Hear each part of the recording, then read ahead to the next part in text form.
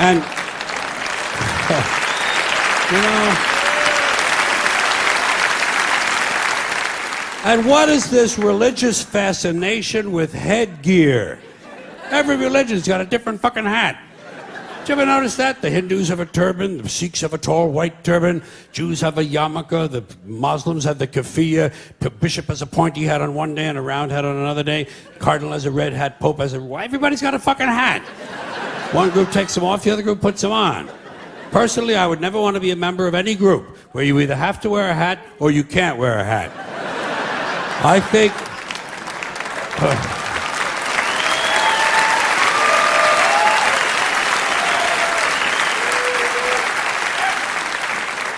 I think all religions should have one rule and one rule only: hats optional. That's all you need to run a really good religion. Here's another one of these civic customs: swearing on the Bible. You understand that shit? They tell you to raise your right hand, place your left hand on the Bible. Does this stuff really matter? Which hand? Does God really give a fuck about details like this? Suppose you put your right hand on the Bible, you raise your left hand. Would that count? Or would God say, sorry, wrong hand, try again? And why does one hand have to be raised? What is the magic in this gesture? This seems like some sort of a primitive voodoo mojo shtick. Why not put your left hand on the Bible, let your right hand hang down by your side? It's more natural. Or put it in your pocket. Remember what your mother used to say? Don't put your hands in your pockets. Does she know something we don't know? Is this hand shit really important? Well, let's get back to the Bible, America's favorite national theatrical prop. Suppose the Bible they hand you to swear on is upside down, or backward, or both, and you swear to tell the truth on an upside down, backward Bible. Would that count? Suppose the Bible they hand you is an old Bible and half the pages are missing. Suppose all they have is a Chinese Bible in an American court, or a Braille Bible and you're not blind. Suppose they hand you an upside down, backward Chinese Braille Bible with half the pages missing.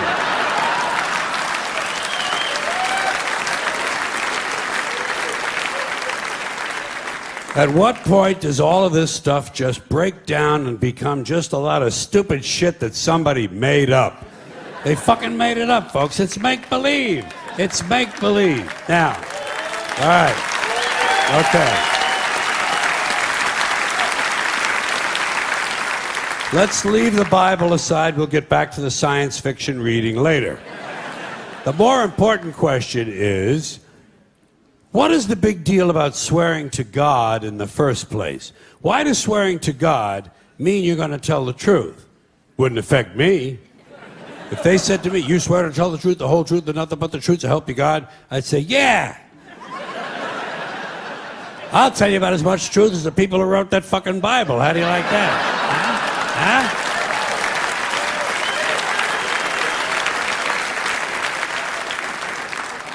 Swearing on the Bible doesn't mean anything. It's kid. Swearing to God is kid stuff. Did you remember when you were a kid? If you told another kid something he didn't quite believe, he'd say, "You swear to God?" I would always say, "Yeah, I swear to God," even if I was lying. Why not? What's going to happen if I lie? Nothing. Nothing happens if you lie, unless you get caught, and that's a whole different story. Sometimes a kid would think he was being slick with me, and he'd say, "You swear on your mother's grave?" I'd say, "Yeah. Why not? First of all, my mother was alive. She didn't even have a grave. Second of all, even if she was dead, what's she gonna do? Rise from the grave and come and haunt me? Come and haunt me? All because I told a lie to an 8-year-old? Get fucking real, will you?"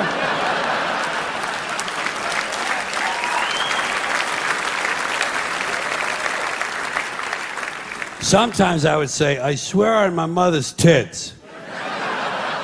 Kids are impressed with things like that. I mean, I don't care about my mother's tits either. I don't care if they fell off. Fuck her.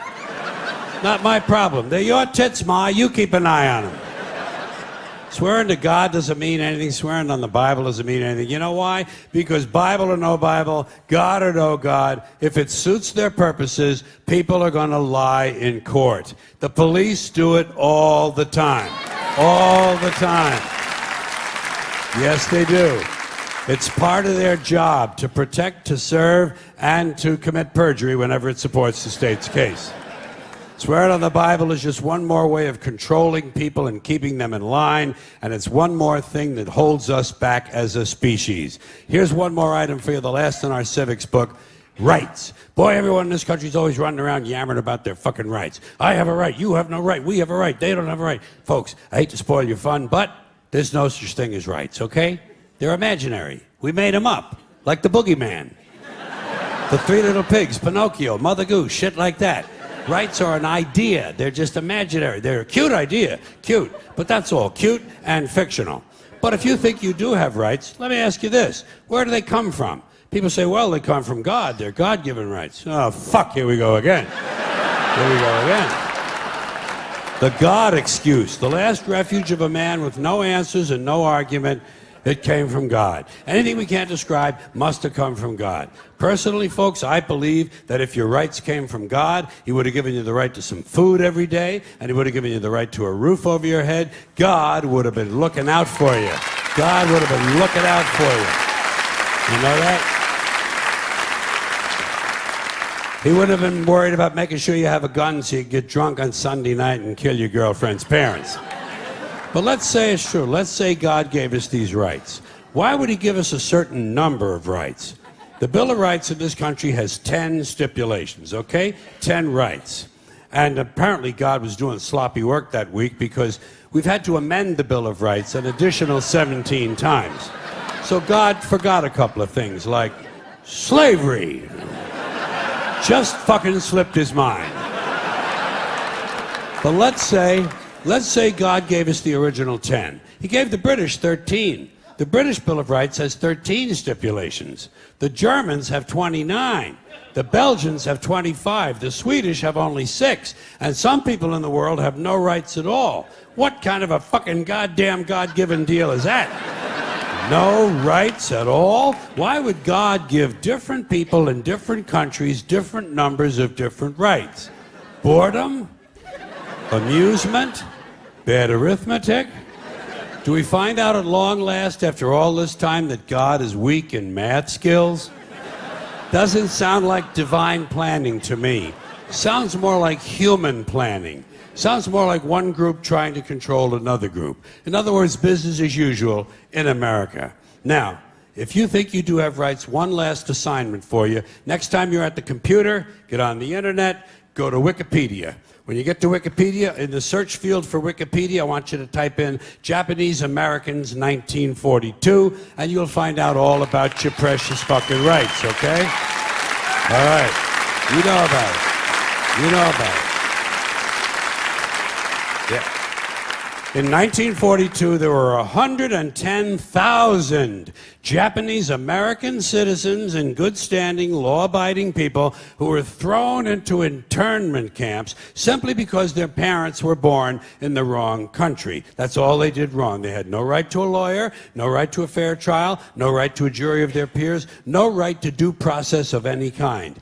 The only right they had, right this way, into the internment camps. Just when these American citizens needed their rights the most, their government took them away. And rights aren't rights if someone can take them away. They're privileges. That's all we've ever had in this country is a bill of temporary privileges. And if you read the news even badly, you know that every year the list gets shorter and shorter and shorter. You see how sooner or later?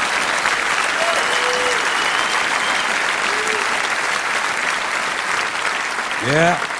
Sooner or later, the people in this country are going to realize the government does not give a fuck about them. Government doesn't care about you or your children or your rights or your welfare or your safety. It simply doesn't give a fuck about you. It's interested in its own power. That's the only thing, keeping it and expanding it wherever possible. Personally, when it comes to rights, I think one of two things is true. I think either we have unlimited rights or we have no rights at all.